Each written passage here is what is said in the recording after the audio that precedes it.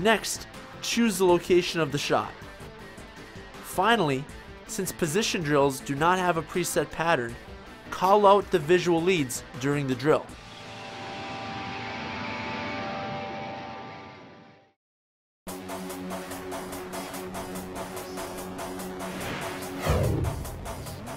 Imagine the net being the center of a large circle. The angle of the puck to the middle of the net is the radius on the circle. The curved line of the crease makes a much smaller circle. Place the goaltender at the top of the crease. When the puck moves around the outer circle, the goalie moves to adjust to the new angle. Look to see how little the goalie has to move in relation to the distance the puck has to move. Since the goalie is moving on the circumference of a much smaller circle than the puck, he moves a much shorter distance.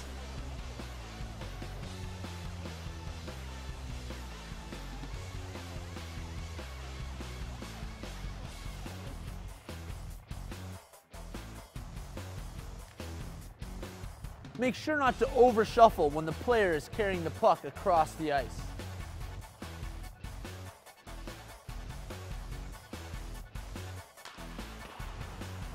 We all know that the net is 4 feet tall and 6 feet wide. There's no way to change the fact that we need to cover these 24 square feet. But understanding the relationship between the puck's location on the ice and the amount of net the shooter sees allows us to position our bodies to fill that space. The wider the puck is carried on the rink, the less net the shooter sees. Through my training of goalies at all levels, I found that some goalies fail to realize just how little net the shooter actually sees when the puck is wide on the rink. Let's take a look at what the puck actually sees from various angles. Here's what the shooter sees from the top angle.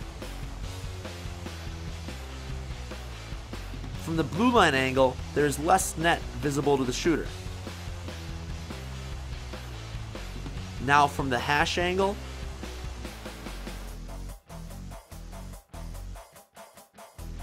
and bottom angle.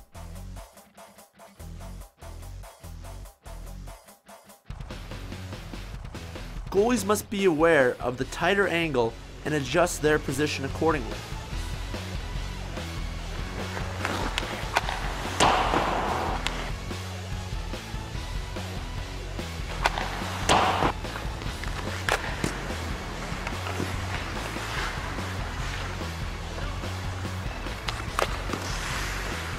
Remember, when the puck is between the dots in the middle of the rink, the goalie should have his heels outside the crease for the initial shot. When a player walks out of the corner towards the center of the ice, the goalie has to make both the angle adjustment as well as gain the appropriate amount of depth to account for the better angle the shooter makes for himself. If a player starts in the middle of the ice and carries the puck wide on the rink to shoot, he decreases the amount of net he sees. Additionally, the goalie has to decrease his depth as he enters the hash and bottom angles.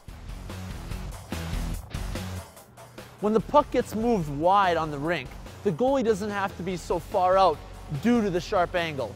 So having his toes at the crease line is the optimum depth. We can see that when a goalie's toes are at the crease line and the puck is on this sharp angle, he effectively takes up the entire net.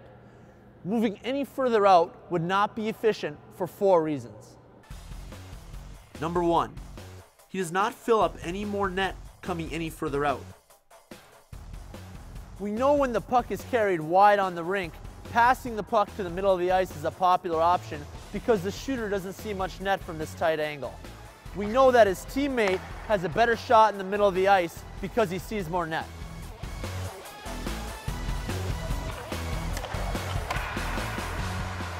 The further the goalie moves out on the sharp angle, the longer the distance and more time it will take to cover back through the middle of the net.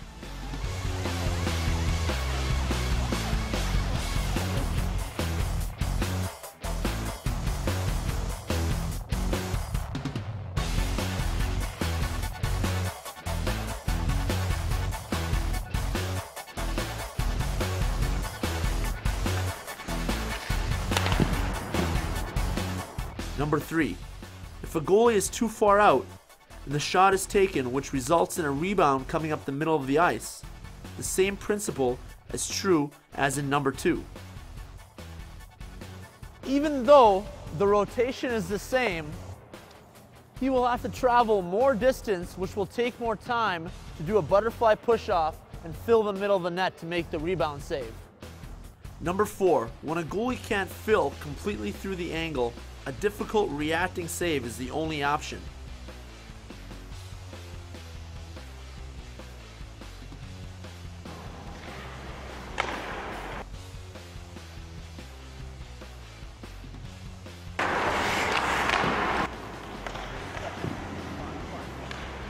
Whereas if a goalie has a shorter distance to cover, he'll be able to fill through the true angle and give himself the option to make an easy blocking save. Understanding this detailed aspect of the Pro Hybrid goaltending system will make your game more efficient.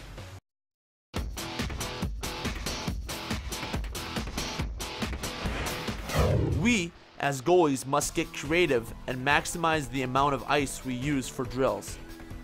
Oftentimes, one goalie will be in the net, and 1 to 2 other goalies will be waiting for their turn in the crease. I created face-off drills using the visual lead position system to solve this problem. There are 3 specific patterns for face-off drills. They are quadrant pattern,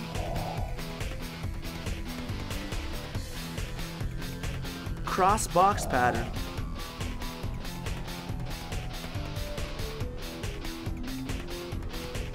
and diamond pattern. All of these drills utilize the face-off circles next to the net. In Volume 1, we briefly showed the quadrant pattern movement drill, using power strides and recoveries. Now let's take a look at the corresponding visual leads and multiple types of drills that correspond with the quadrant drill. The visual leads that correspond with the quadrant pattern face-off drills are the red line, the blue line, the goal line on the boards, and the right side post. If using the right side quadrant, the visual lead would be the left side post. You can execute any of the following movements in the quadrant pattern: power strides,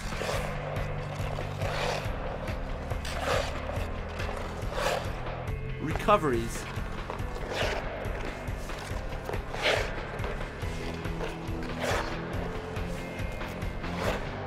butterfly slides,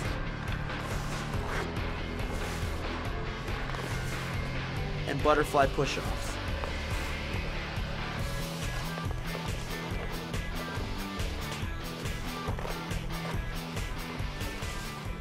Two goalies can also go at the same time by starting diagonal to each other. Let's see some pro hybrid goaltenders tear up the quadrant pattern. Go.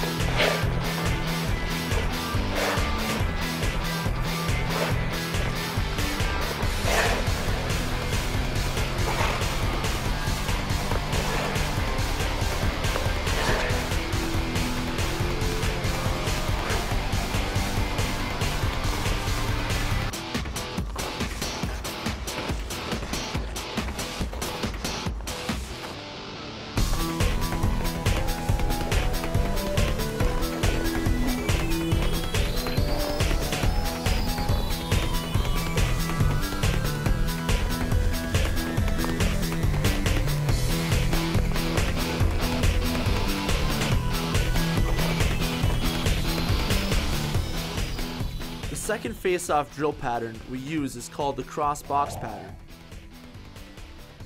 The cross box pattern uses the face-off area to simulate moving from the right hash to right red, across to the left hash, out to the left red, and finally across to the right hash.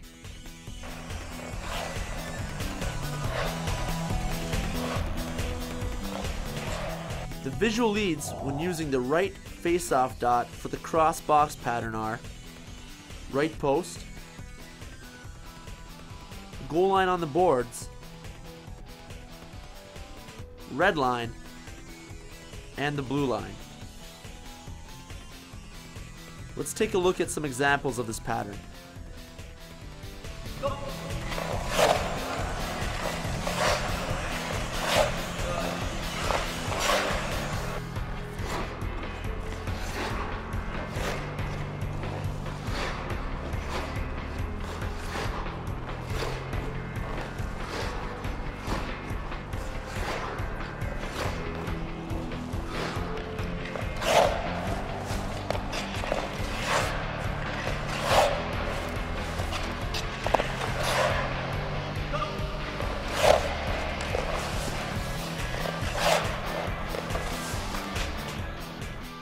The final face-off drill pattern in the Pro Hybrid goaltending system is the diamond pattern.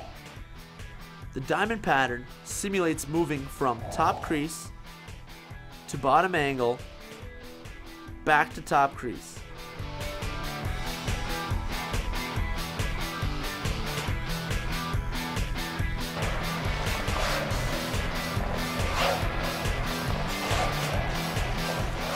The visual leads for the diamond pattern are hash marks, far dot, face-off dot, and bottom circle. It is important to carry the full distance and get proper rotation when using the diamond pattern. When doing movement drills using the diamond pattern face-off drill, be sure to note that there's less rotation and more distance to carry when going between the wide lines to the narrow lines, and more rotation with less vertical distance to carry when going narrow to wide. Let's watch Bo rip around using this diamond pattern movement drill. Go!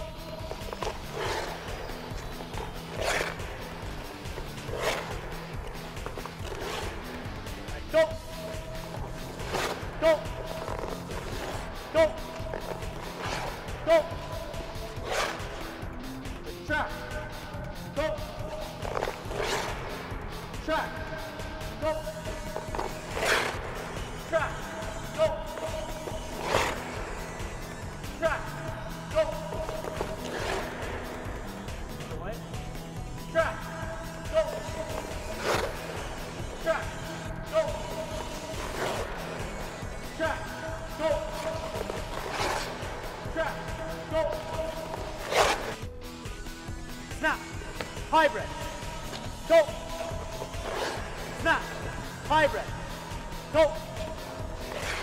Snap! Hybrid! Go! Snap! Hybrid! Go! Other way. Snap! Hybrid! Go! Snap! Hybrid! Go! Snap! Hybrid! Go! Snap! Hybrid! Go! Good job. The diamond pattern can also be used outside the face-off dots. Remember to carry a stick distance of depth when moving in the diamond pattern outside the face-off dot. Go! Go! Go! Go! Go! Go! Go!